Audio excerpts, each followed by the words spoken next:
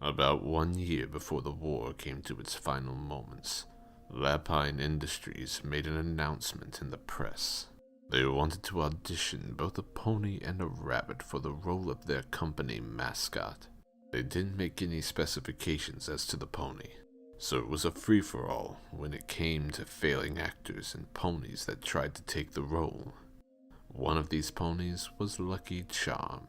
Lucky was a little filly, having lived all her life in the shadow of her mother and father. Both were famous in their own right. Her mother, Natural Charm, was an actress, and her father, Chanted Charm, worked in arcana tech. Both were always very busy. Lucky had just gotten her cutie mark, a shooting star, and her mother had insisted that it meant she was going to be great for the limelight.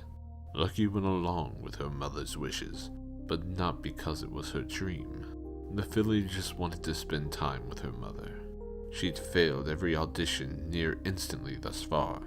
When the call for mascots came out, Lucky was excited. She wouldn't get the part, but her mom would spend time with her.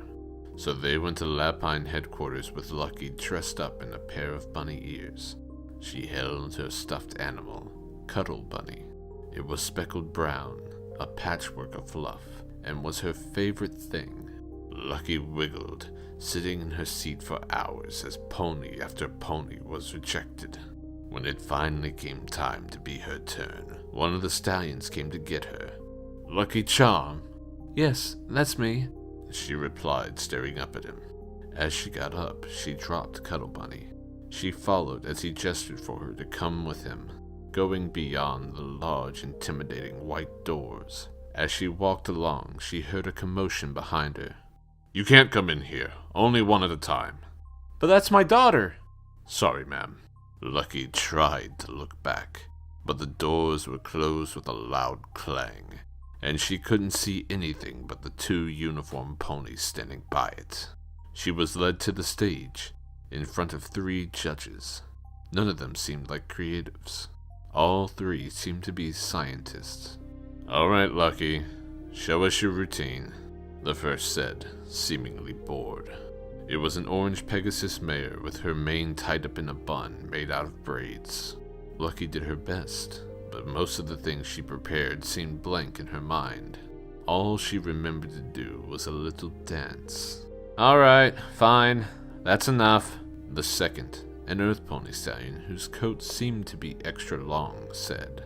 It covered him, leaving only his face in view. "Bring out the other subjects."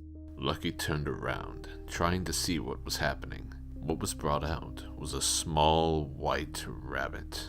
"Now we're gonna need you to stand still." Lucky tried her best to stand still, but she shivered in place, moving too much for the interviewer apparently. "Hold her," the third doctor said. A unicorn whose face was hidden behind a white mask. 2 uniformed guards grabbed her shoulders and held her still, as the unicorn levitated a syringe over. First, the syringe was stabbed into the bunny, but it didn't seem to be injecting anything, instead extracting a sample of red blood. In the glass of the syringe, the blood mixed with an odd clear fluid. The rabbit squirmed, seemingly in horrible pain. But soon it was Lucky's turn. She couldn't move, even when she tried, so she just watched the syringe approach her. It was injected into her shoulder. After this, Lucky felt woozy, passing out right there. When she woke up, she was no longer in a chamber. She was instead in a very small room. A very small room with walls made of chicken wire. She was in a cage. As she stood up, a sudden sense of oddness filled her. Something felt wrong. She tried to look around, but it was too dark. Lucky flung herself against the wall of her cage again and again, causing a raucous, loud noise to be made around her from the other cages. Eventually, she crashed through. An alarm began to blare as she ran from room to room.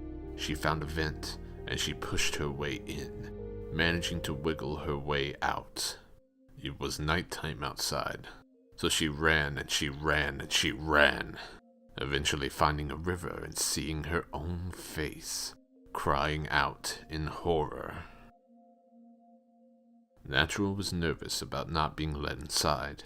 She was worried about her daughter. Maybe she was too strong, trying to insist that she go into acting. She just wanted her daughter to be happy. She scooped up Cuddle Bunny and dusted him off, knowing Lucky would miss him. It took hours, but nothing happened. Soon all the other ponies in the room were ushered away. She tried to knock, but she was told to go away. Eventually they stopped answering. When the clock turned 7, armed guards came to grab her, escorting her out of the building. She was sent home. "Oh, Chant, I don't know what to do," she said to her husband, calling from the office. "They didn't send her back." "I'll investigate, but I can't go now," Chanted replied. Natural stared at the phone, Cuddle Bunny in her hooves. "This is our daughter. You can't just..." The phone was cut off. She slammed it back on its dock and went to sit in the living room. That's when she heard the scratching. Something was in her yard. When she opened the door, she saw it.